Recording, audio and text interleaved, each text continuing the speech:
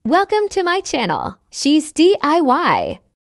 For today's vlog guys, papakita ko lang kung ano yung isang paraan ng pagko-cover ng cake.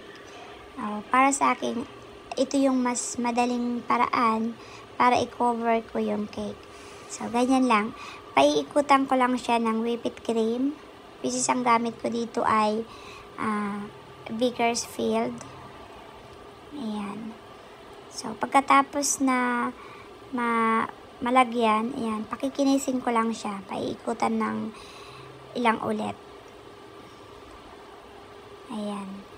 Then, pagkatapos yung sa taas, ipa-flatten ko lang siya.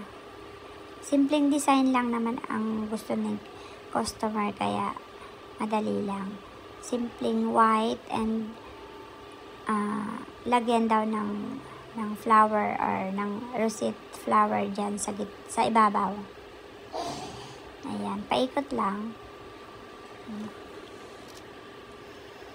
Ayan. Pagkatapos, dun sa ibaba mamaya, lalagyan ko lang siya ng ng maliliit na parang mga flowers din.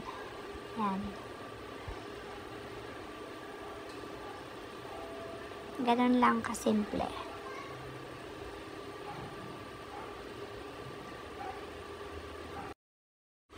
At ayan na, tapos na siya. Okay, simple pero maganda naman.